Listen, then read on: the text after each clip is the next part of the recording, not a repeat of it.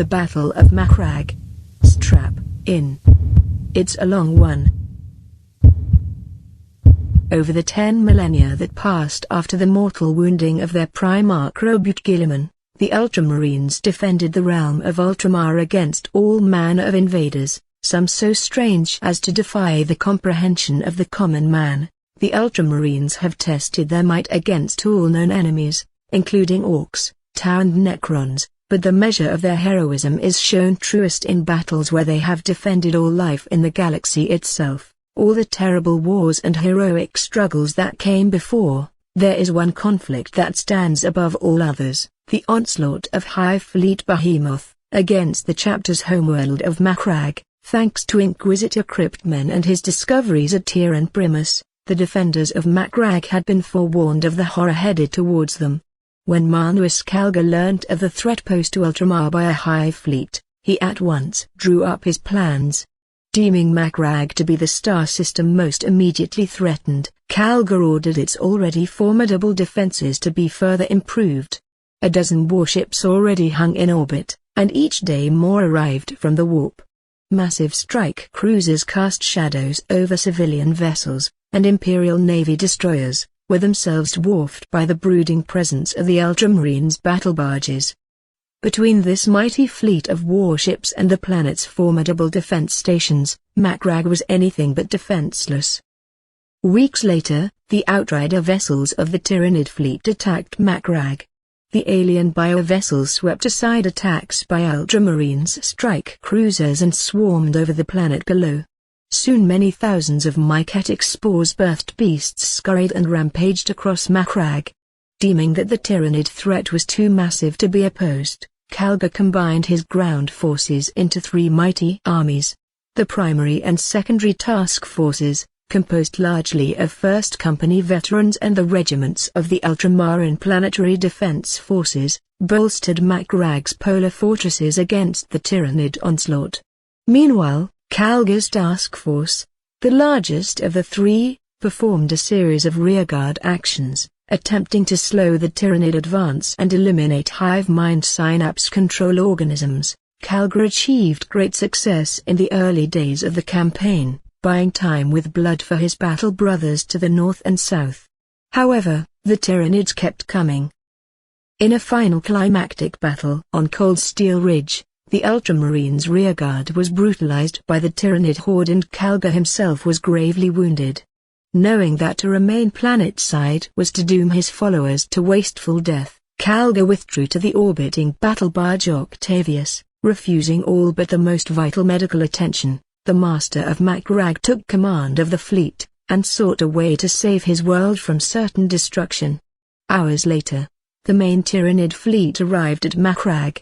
With no sign of reinforcements, Calgar led his fleet in a series of daring attacks, striking at isolated vessels as they spread out to invade Macragge in force. Caught between the blistering firepower of Macragge's polar fortresses and the vengeful hammer blows of Calgar's fleet, Tyranid vessels were destroyed by the score, but many more yet remained. As battle raged, the Tyranids unleashed thousands of mycetic spores above the vital polar fortresses, and if the fortresses were taken, Macragge's guns would be silenced, and the world left defenseless. So it was that the Tyranids landed in even greater numbers than before, and the fortresses soon found themselves sorely beset.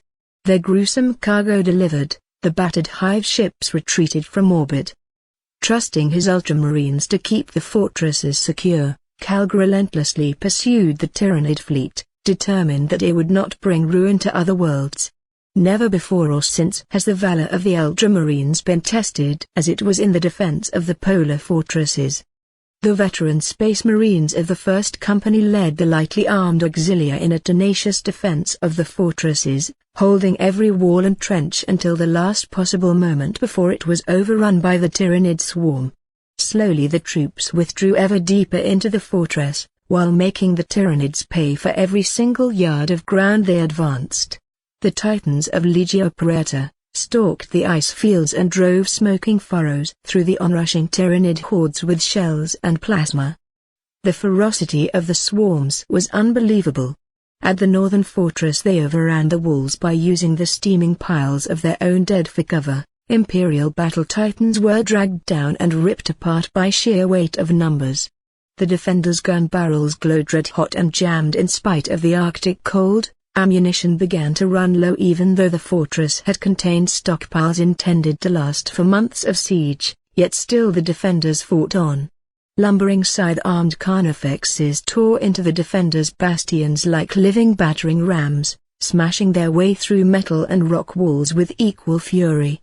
The Ultramarines had to rely on heavy short-range firepower to bring down the foe, but for each Tyranid that fell, another 3 sprang forward to continue the fight. Lesser men were paralyzed with terror as the Tyranids broke through the perimeter again and again, but the Ultramarines never despaired and never gave thought to defeat. The Siege of Macgragge. The survivors of the Ultramarines' first company were still believed to be fighting amongst the defense laser silos of the northern citadel, but all contact with them had been lost after the Tyranids overran the surface outposts. Nothing was known of the southern garrison. Calgar, feeling that the situation was becoming critical, sent the 3rd and 7th Ultramarines companies ahead in their fast strike cruisers while his remaining damaged ships limped back to Macragge. The Space Marines of the 3rd and 7th companies deployed onto the poles by drop pod, their supporting units following up in Thunderhawk gunships. Scenes of unbelievable carnage awaited them below.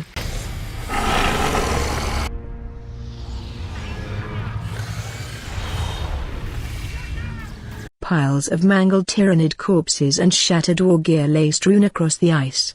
Vast, steaming craters pocked the snows where Titan plasma reactors had gone critical. The stench of death lay everywhere. The 7th Company landed unopposed at the southern fortress and quickly linked up with the survivors of the garrison above ground. Together they pushed on to clear the subterranean passages that the Tyranids had overrun. In the north of Macragge, the 3rd Company came under attack as soon as it landed.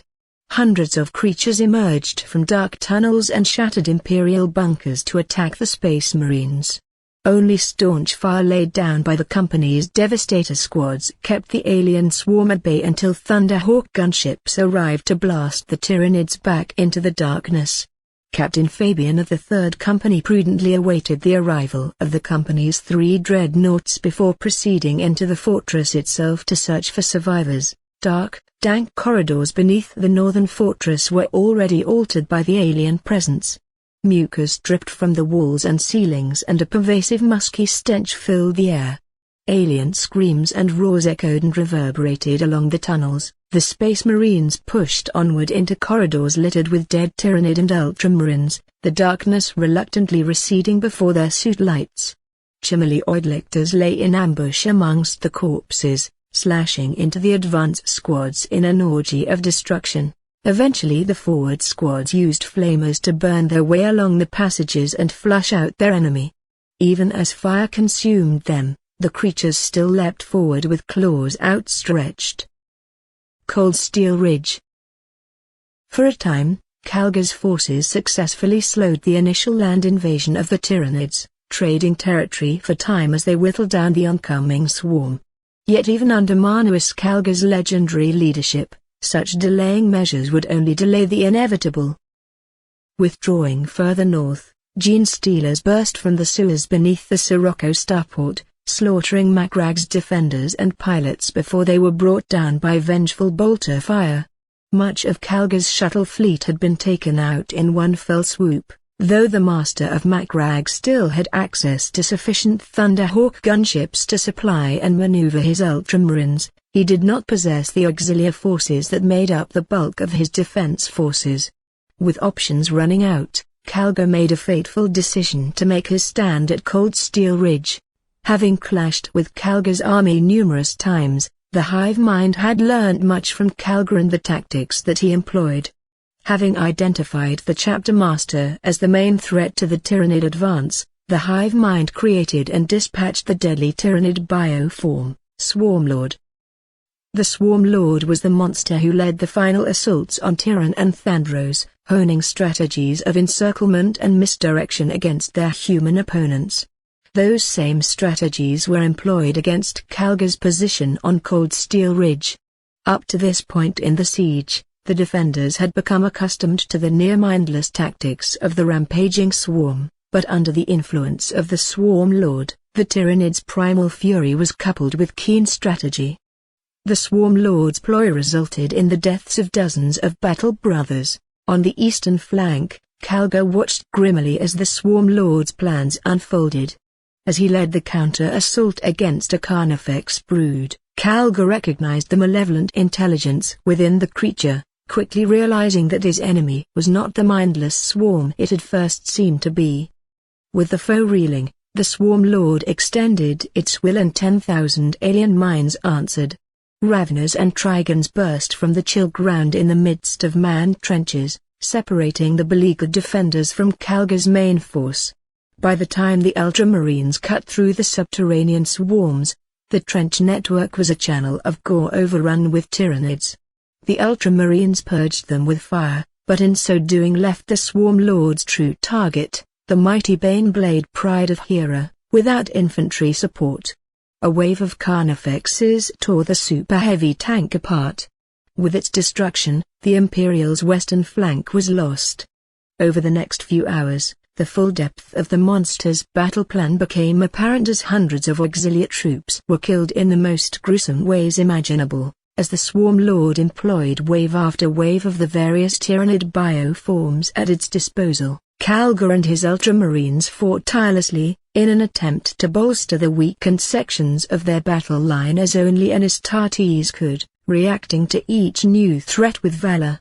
But they were outnumbered and outmatched. Under the direction of the nefarious Swarm Lord, the swarm was able to adapt to defeat Calga's tactics as quickly as the chapter master developed them. Then suddenly, the Swarm Lord bellowed a challenge to the human commander. Leading a bodyguard of Tyrant Guard and Tyranid warriors, the monstrous Hive Tyrant plunged into the fray. Seeing their chapter master beset, the Ultramarines hastened to their lord's aid, but soon found themselves assailed from an unexpected quarter. Not all of the Hormagaunts on their left flank were lifeless corpses, for some of the creatures had been lying dormant amongst the corpses of their kin, their ravenous instincts suppressed by the Swarm Lord's will. As the Swarm Lord charged the Master of Macragge, the Hormagaunts were released from their slumber to fall upon the Ultramarines with fury. Though their numbers were not great enough to do more than delay the Ultramarines, that delay could prove costly. Calga was laid low, his body torn. Fortunately, his honor guard fought before their wounded chapter master, their axes of Ultramar driving the Swarm Lord back from the body of their fallen lord. The Thunderhawk gunships arrived from the orbiting battle barge Octavius, their first pass blasting the swarm back from the ridge to allow 3 of their number to land amongst the packed bodies of the dead and retrieve survivors. The honor guard was only able to get Calga to safety due to the valiant sacrifice of Brother Aloysius, commander of the guard, who had held his ground alone against the Swarm Lord and his Tyrant Guard. Yet, as Aloysius fell, the Thunderhawks were able to lift off, carrying the few dozen survivors to safety.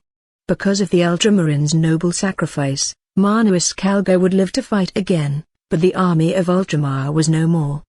The polar fortresses were now on their own. The war in space. The battle on the ground had gone poorly, but the war in space was nothing less than disastrous. The first assault wave of the Tyranid fleet had claimed the mighty battle barge Caesar. The third wave saw the destruction of the better part of Ultramar's merchant fleet as a swarm of void fiends slipped through the perimeter breach caused by the Caesar's destruction. By the ninth wave, Macragge's Star Nova stations had become bloody channel houses, rendered into hunks of debris left spinning in the cold void of space. When the 12th assault wave occurred, the orbital defenses of Macragge were all but obliterated. Macragge now lay undefended, and the Tyranid invasion intensified. The Hive ships capitalized on their victory, releasing thousands upon thousands of mycetic spores directly onto Macragge's polar fortresses. However, the war in space was not yet concluded. Refusing all but the most vital medical aid, Calgar took command of the surviving vessels and began to harry the Hive fleet as it spread out to surround Macragge. Its forces deployed on the planet's surface, the Hive mind chose to withdraw its bioships from Macragge in order to lure defending ships away and thus preventing them from coming to the polar fortress's aid.